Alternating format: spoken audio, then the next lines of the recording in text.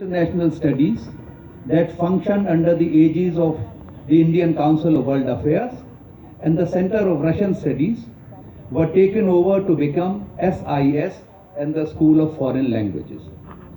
Subsequently, the School of Foreign Languages was renamed School of Languages and is now known as School of Languages, Literature and Cultural Studies. In 1972, interview-based admissions to master's course were started, and it is the same year when School of Languages started admitting students to the undergraduate course, 5-year course, which culminated in a master's course.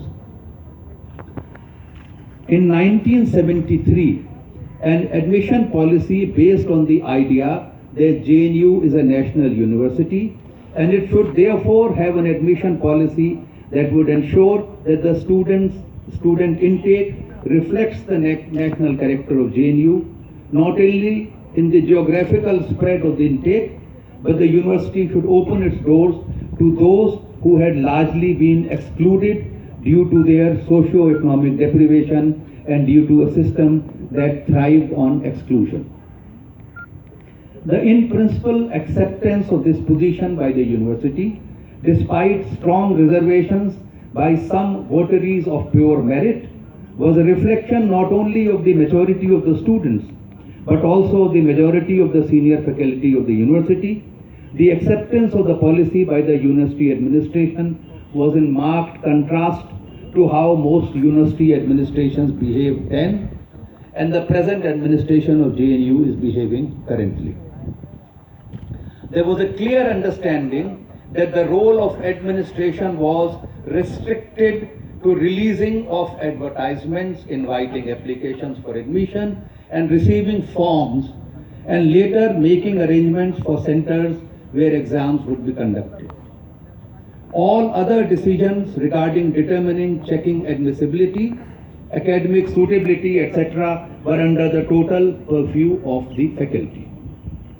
It is this broad consensus between the students, teachers and administration, arrived at after many months of negotiations and many sleepless nights of arguments and fine-tuning of text, that the admission policy of JNU was finally framed.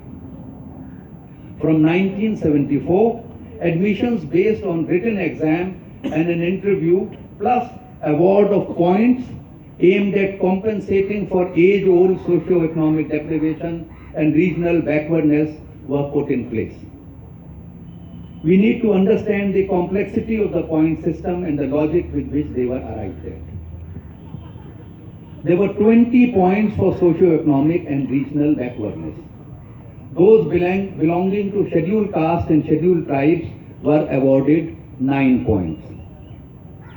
6 points to be awarded to those belonging to other backward castes was subsequently introduced, and this practice was in force till reservation for OBCs was introduced.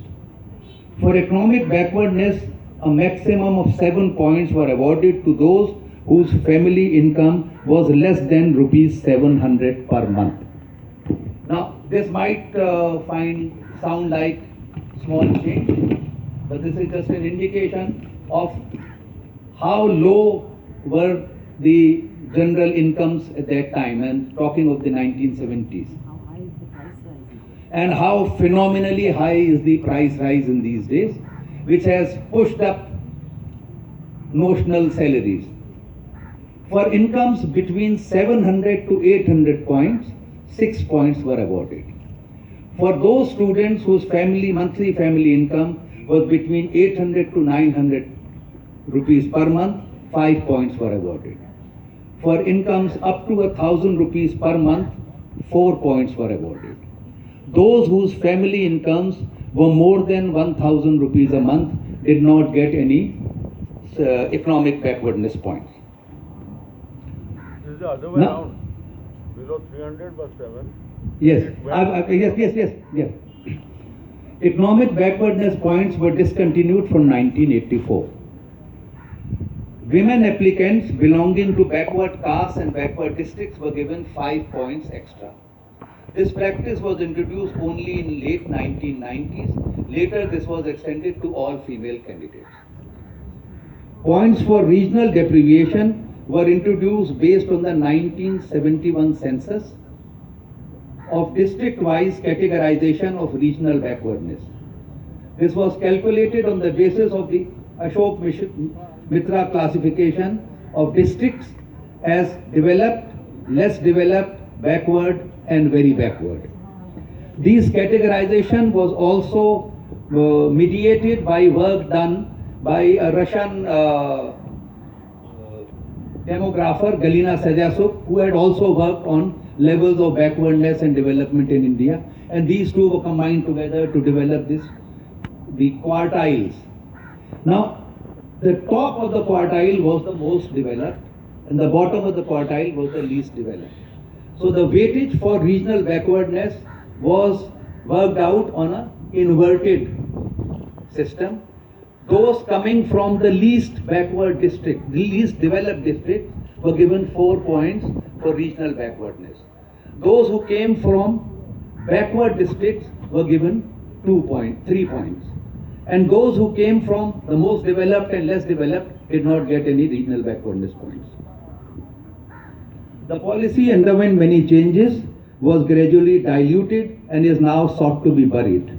But we need to remember that it was this admission policy and the award of point system that ensured that an SC/ST student belonging to the lowest income category and hailing from a district falling in the most backward quartile would get 20 points if the student had not been to a privileged school, as against a student who was not an SC or ST and belonged to a family with high income bracket and hailed from the first quartile district in levels of development index.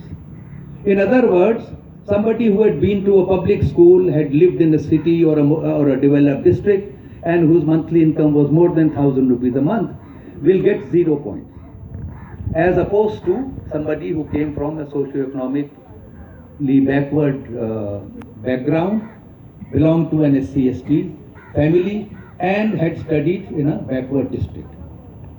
This was an attempt to compensate the burden of backwardness that these students were brought with them and were discriminated against because of their backwardness.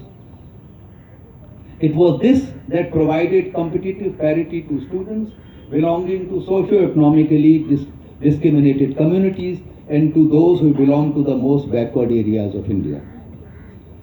Whether the points for socio-economic and regional backwardness were being awarded according to the principles laid down in the admission policy was scrutinized in a center-level student-faculty committees. The committees consisted of 5 elected representatives of students and 5 members of the faculty of the center. In case of a dispute, the matter would be referred to the school-level SFC. The students had also taken a clear position that issues of academic assessment were the prerogative of the faculty, while ensuring that points of backwardness had been awarded properly was something that was open to scrutiny.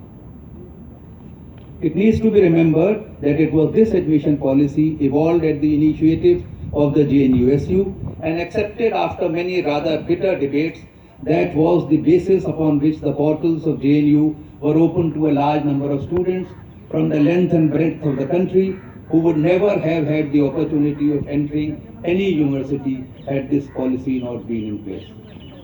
One also needs to remember that it is this inclusive atmosphere that ensured that JNU did not have eve-teasing and ragging and was free of regional, casteist and communal politics for a large part of its existence. Thank you.